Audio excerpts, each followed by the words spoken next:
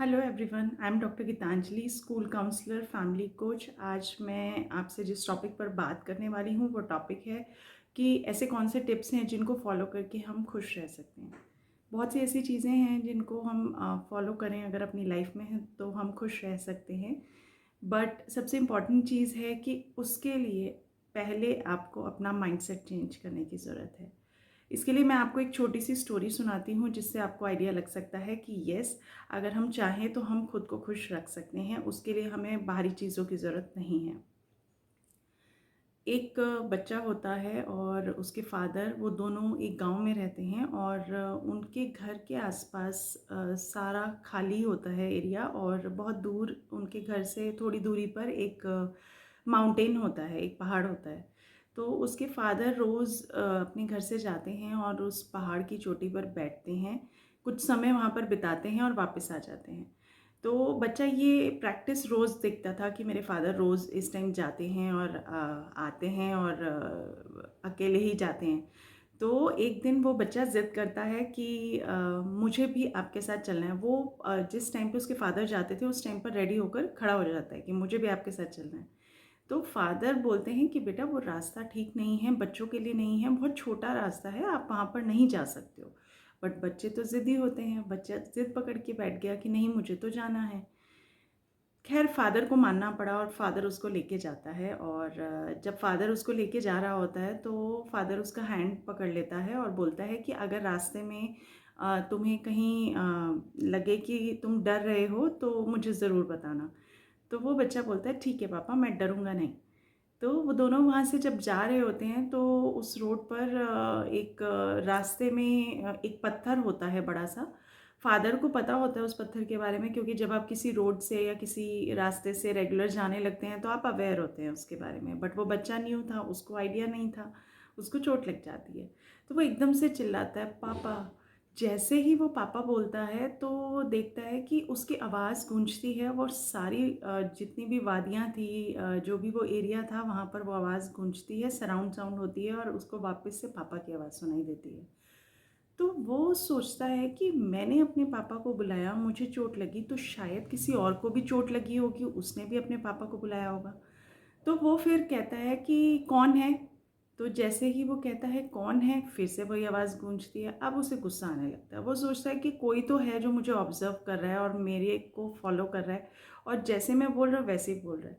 तो अब बच्चे को गुस्सा आने लगता है, तो बच्चा बोलता है कि तुम जो भी हो, मैं बहुत स्ट्रांग हूँ, मैं तुम्हें मार दूंगा।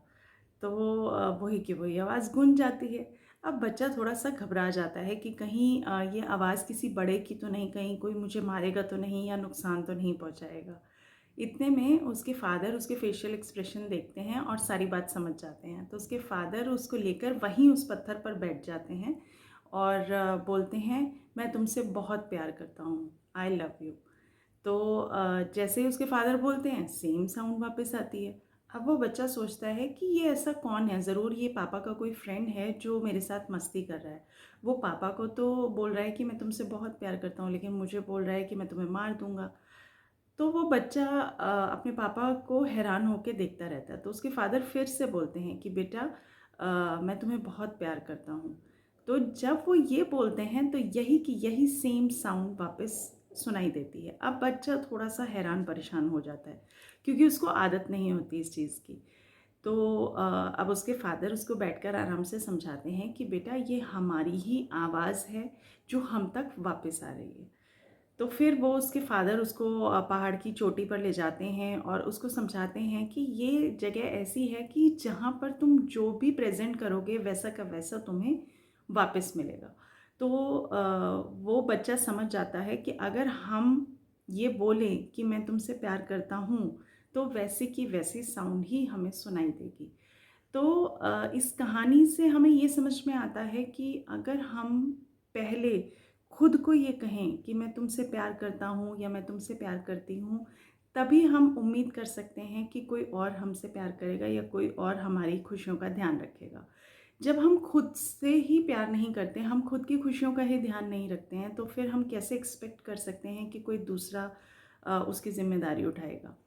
अगर आप खुश रहना चाहते हैं तो सबसे पहले खुद को खुश रखने के काम करिए। जैसे आपको अगर कुछ पर्टिकुलर फूड आइटम पसंद है तो कभी-कभी अच्छा लगता है खुद को ट्रीट देना, कभी-कभी खुद के लिए वो कीजिए। मान लीजिए आपको आइसक्रीम खाना बहुत पसंद है, तो कभी-कभी सिर्फ़ खुद के लिए वो पल निकालिए कि आप अपने लिए जिएँ। तो जब आप अपनी खुशियों का ध्यान रखने लगते हैं, तो आप खुश रहने लगते हैं और जब आप खुश रहने लगते हैं, तो फिर आप सबको खुश रख सकते हैं। लेकिन अगर आप खुद को ही खुश नहीं रखते और आप ये उम्मीद करते हैं कि दूसरा कोई आपको खुश रख सकता है, तो ये उम्मीद कभी भी पूरी नहीं हो पाती और आप नाउम्मीद हो जाते हैं और आपकी एक्सपेक्टेशंस जो हैं वो ब्रेक होने लगती हैं। तो अगर आप चाहते हैं कि आप खुद खुश रहें, तो ज़रूरी है पहले अपने माइंडसेट को चेंज कीजिए।